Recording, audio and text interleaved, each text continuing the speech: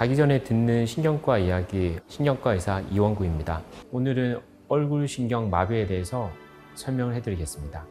안면마비, 와사풍, 구안화사 이런 여러 가지 이야기들이 있는데 안면마비, 얼굴신경 마비가 어떤 건지, 그 다음에 안면마비가 말초성이 아니라 중추성이 어떤 것인지에 대해서 오늘 자세하게 설명을 해드리겠고, 치료를 어떻게 해야지만 후유증을 많이 남기지 않고 깨끗하게 이전 상태로 치료할 수 있는지에 대해서 오늘 자세하게 알아보도록 하겠습니다. 그 허준이라는 드라마에서 허준이 안면마비를 구안화사 이렇게 표현을 하던데 그거랑 좀 비슷한 질병이 맞나요? 네, 뭐 일반인들은 구안화사, 와사풍 이렇게도 많이 하는 게 이제 얼굴신경 마비입니다. 근데 얼굴신경 마비는 얼굴신경에 염증이 생겨서 생기는 거고, 그로 인해서 얼굴 근육이 마비가 되는 질환입니다.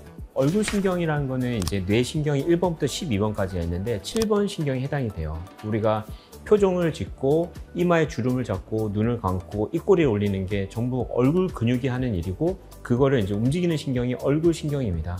근데 얼굴신경에 어떠한 여러 가지 문제로 인해서 마비가 일어나게 되면 그로 인해서 얼굴 근육이 이제 굳게 되고 비대칭적으로 보여지는 게 얼굴신경 마비라고 해요. 원인은 굉장히 다양하게 있는데 기본적으로 제일 흔한 원인은 이제 벨마비가 얼굴신경 마비의 여러 가지 원인 중에 이제 첫 번째인데, 그 중에 하나가 단순 포진 바이러스 감염 때문에 생기는 경우가 많습니다. 그래서 말초 이제 신경에 염증을 일으켜서 얼굴 근육이 전체가 마비가 돼서 생기는 게 흔하고요.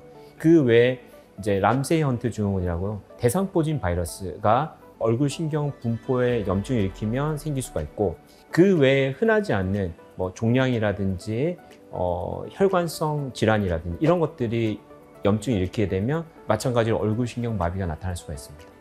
어떤 분들은 그 뇌졸중하고 증상이 약간 비슷하다. 실제로 그런 건가요?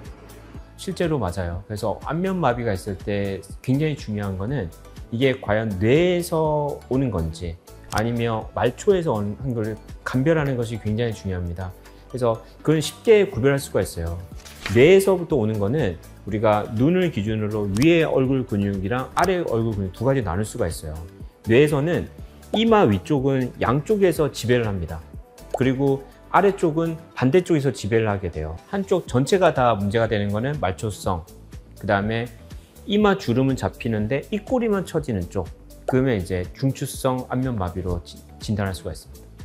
그리고 나서 이제 정확하게 얼굴신경에 염증이 있는지 없는지, 반대쪽에 비해서 문제가 있는지 없는지를 확인하기 위해서 신경전도, 근전도 검사를 하게 돼요. 그러면 양쪽으로 신경에 자극을 주고 얼만큼 얼굴 근육이 움직이는지를 보고 나서 한쪽이 반대쪽에 비해서 많이 떨어져 있는지를 우리가 확인할 수가 있습니다. 그러면 그런 분들한테는 이제 일반 말초성이다 했을 경우는 어떤 치료 과정을 좀 거칠 수 있을까요? 안면마비를 일으킬 수 있는 원인 바이러스를 우선 알아야 됩니다. 기본적으로 이제 단순 포진 바이러스, 대상 포진 바이러스 이런 바이러스로 인해 생기기 때문에 그 바이러스를 이제 치료하기 위한 항바이러스 제제를 이제 하게 되고요. 그 다음에 그 염증 때문에 생기기 때문에 그 염증을 치료하기 위해서 보조조 스테로이드를 우리가 사용하게 됩니다. 그리고 실제로 안면마비가 있는 경우에는 눈을 감을 수가 없어요. 그래서 한쪽 눈이 계속 떠 있게 되는 경우가 많은데, 그로 인해서 각막에 염증이 생기고 시력이 떨어지는 것 때문에 우리가 안대를 씌우기도 하고, 그 다음에 안약을 넣어서 어쨌든 간에 눈 각막을 보호하는 그런 치료를 하게 되는 것입니다. 안면마비가 이렇게 갑자기 올 수도 있지만 서서히 오는 경우는 말초성 안면마비라 가정을 했을 때 전조 증상이 있어요. 전조 증상이 뭐냐면 굉장히 특징적입니다. 귀 뒤쪽에 통증이 생겨요. 왜냐하면 신경 뿌리가 귀 뒤에 있거든요.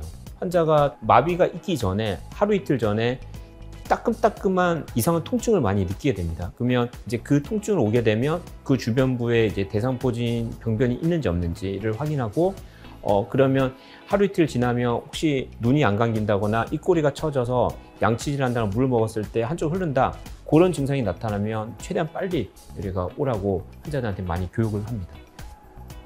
그러면 안면마비 증상에서 신경과를 가야 되는 이유가 혹시 어떻게 될까요? 말초성 안면마비 같은 경우에는 물론 치료를 하면 빨리 후유증 없이 좋아질 수 있긴 하지만 기본적으로 자연적으로 좋아져요. 하지만 중추성 얼굴마비, 특히 뇌졸중 뇌출혈, 뇌경색 때문에 생기는 안면마비가 있기 때문에 그걸 반드시 확인을 해야 됩니다. 그거는 이제 실제로 혈관과 관련된 문제이기 때문에 이걸 빨리 치료하지 않게 되면 굉장히 큰 후유증으로 나타날 수가 있고, 그로 인해서 한쪽 팔다리에 편마비가 오고 심지어는 이제 생명과 직결되는 문제가 생길 수가 있기 때문에 그것들을 이제 확인하기 위해서라면 반드시 마비가 있을 때 신경과 전문의를 찾아야 됩니다. 그러면 말초성 안면마비에서 치료가 늦어지면 어떤 또 다른 후유증이라든가 증상이 뭐가 있을까요? 우선 기본적으로 이제 얼굴 자체가 이렇게 기능이 떨어지게 돼요. 그래서 이마 주름도 잘 안 잡히고 눈이 안 감기게 됩니다. 아까 눈을 안 감기게 돼서 계속 떠져 있으면 각막에 손상을 받아서 시력에 문제가 생길 수가 있고요. 그 다음에 기본적으로 외관상 왼쪽 오른쪽이 비대칭이기 때문에 뭐 직장 생활이나 사람을 만나는 그런 관계에 있어서도 많이 위축될 수가 있고요. 그리고 처음에 치료 굉장히 중요합니다. 보통은 증상이 생기고 나서 3일, 일주일, 2주일 이내에 빠르게 치료를 해야지 좋아지지, 그 기간이 넘어서 치료하게 되면 근육 자체가 돌아오진 않아요. 그래서 그런 후유증을 없애기 위해서라면 빠른 시간 내에 와서 치료하는 게 중요합니다. 안면마비 같은 경우에는 이제 자연적으로 치료도 되고 좀 이제 그런 양성적 질환이지만 이것들을 빨리 치료하지 않게 된다면 뇌경색이나 뇌출혈 같은 중추성 얼굴 마비를 놓치게 돼요. 그러면 굉장히 큰 후유증을 남을 수가 있기 때문에 그런 안면마비 증세가 있게 되면 반드시 신경과 전문의를 찾아서 최대한 빨리 정확하게 진단받고 치료해서 후유증을 없애는 방법으로 하셔야 됩니다.